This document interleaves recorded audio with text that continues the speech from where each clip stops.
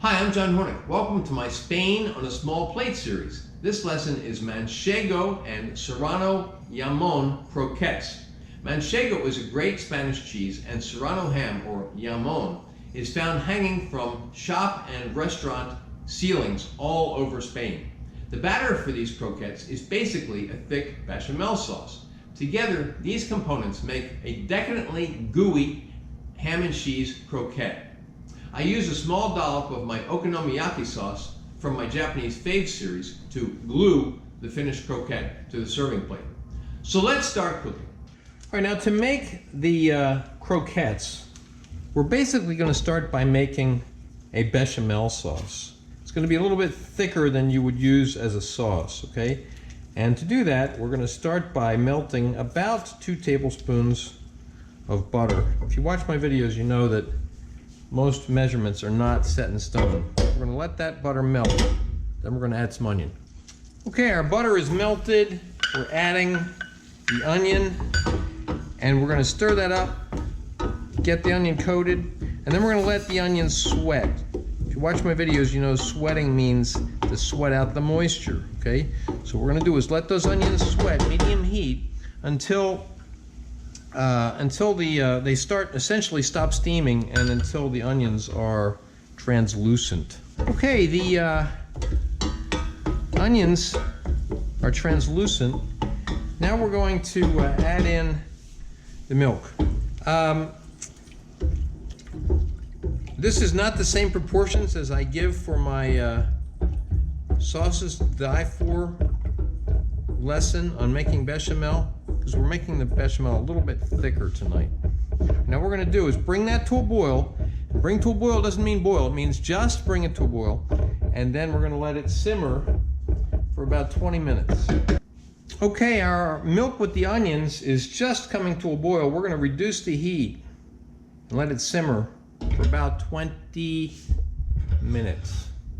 Now this croquette lesson calls for chopped Serrano ham, and when I call for a chopped ingredient, it means you chop it before we do the lesson on camera. But I thought it might be worthwhile to show you the chopping of the ham. I've shown this in chopping of prosciutto in other videos, but I think it's worth just repeating here. I've already started chopping it, but the best way to chop prosciutto or thin Serrano ham is like this. Now, it will fly around on the board somewhat, but that is the best way to chop it without it getting all gooey and sticking to the knife.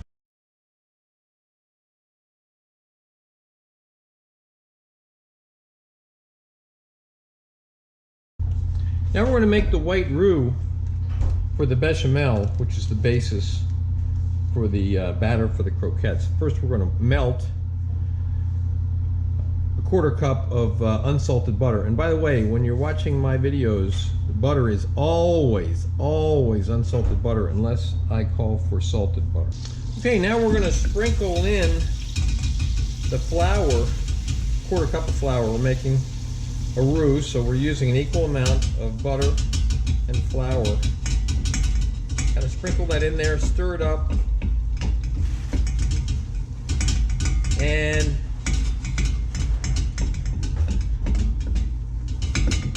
we're going to let it cook for about 5 minutes, stirring, okay? If you don't stir it, it'll burn.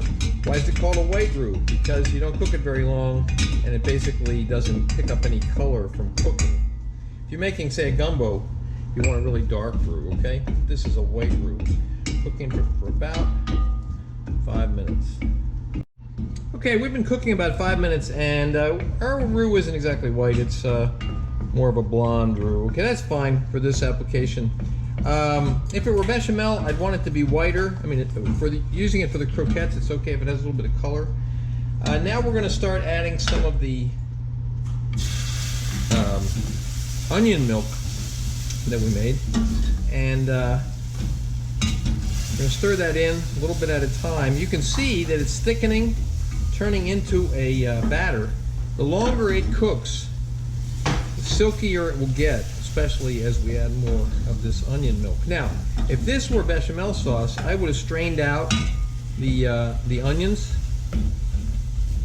But if I'm using the bechamel sauce for something like this, for a croquette or for making mac and cheese, I don't strain up the onions.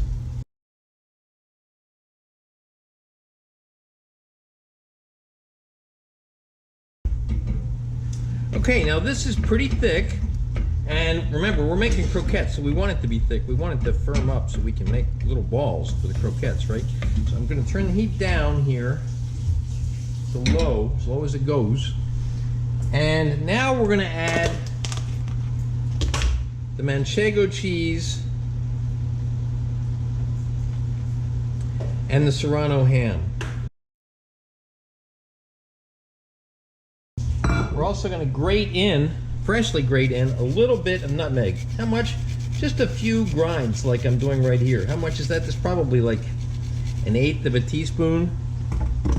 Mix that up.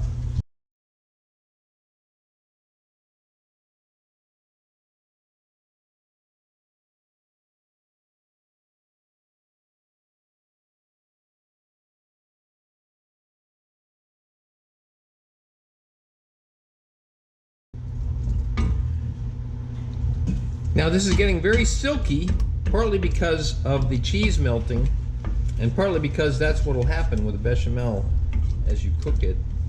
The flour that was stuck to the bottom of the pan is now all incorporated into the sauce or the batter. Now we're going to turn this out, put it into the fridge. All right, I've turned the sauce / batter out into a container. I'm going to cover it, put it in the fridge, let it firm up. It'll probably need to be in there at least a half an hour to get it firm. All right, now we're going to make the croquettes. This is the batter / bechamel. We're going to, it's really solidified nicely. Okay, now we're going to take out an amount to make the size of the croquette that we want. Okay, and I'm going to say this is about the size of a ping pong ball, I'd say. Sarah says it's a golf ball. I'd say that's more of a ping pong ball. And we're going to roll it, get it nice and round. Good, like that, see? Roll it in the flour. Now I'm going to do the flour, then the egg, then the panko, but first I'm going to roll them in the flour, leave them all there, and then do the other two steps, because that's a way to work a little bit cleaner, okay? Now we're going to have to press this together to some extent, okay?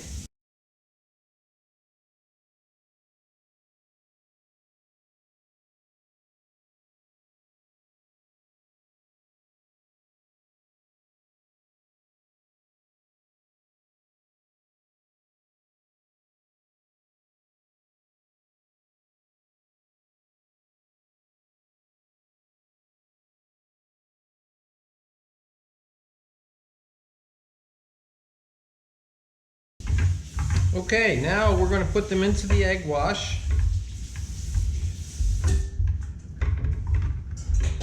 You could do these one at a time.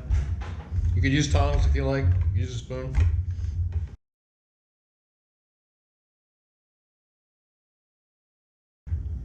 Okay, now make sure they're well coated with the egg. Now I'm going to rinse off my fingers. Okay, now we're going to dredge them in the panko, okay? And after they are dredged in the panko, I am going to flatten them just a little bit, okay? Roll them in there just a little more. Do that with each one. And I'm ready to add more panko if I need to. I usually put in maybe about what I need, or maybe even a little less than I need, because I don't like to be wasteful. So I'm definitely going to need more panko here. But as you can see, 2 eggs was enough for the egg wash, and there was probably about half a cup of flour there.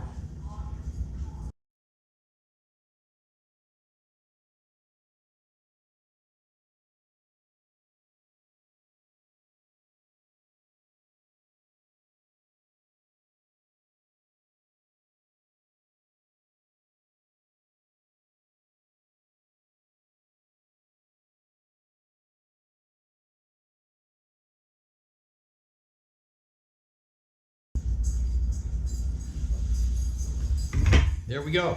Now we're going to put these in the fridge until a little bit before we're ready to cook. I'm going to bring them out just a little bit before we deep fry them so that the coldness, so they're not too cold and they don't drop the oil temperature too much. But I'm not cooking for another couple hours, so I'm going to put them in the fridge, take them out probably about 20 minutes before I put them in the deep fryer.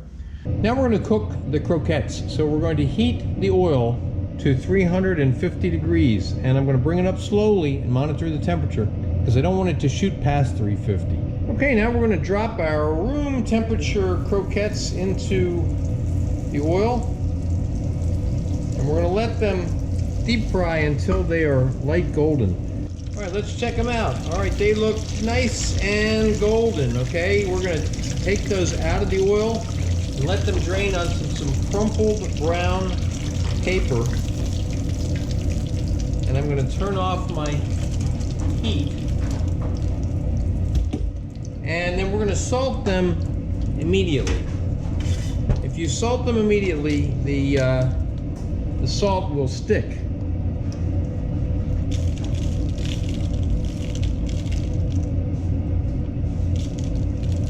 Okay, now we're just going to let those cool a little bit because right now they'll be too hot to eat, okay? Okay, we're going to just put a little bit of a little drop of Okonomiyaki sauce on the plate. Why? It kind of glues the croquette to the plate so it doesn't roll around, and also it provides a little bit of counterpoint sauce for the croquettes.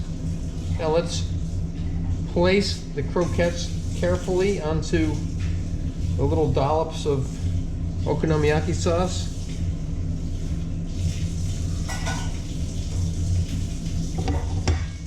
And there we have it. Manchego and Jamon Serrano ham croquettes with a little bit of Okonomiyaki sauce. You can see photos of the final dish at my Instagram, which is @ChefsApprentice Cook Like a Pro. Please remember to subscribe to my channel, and thanks for watching.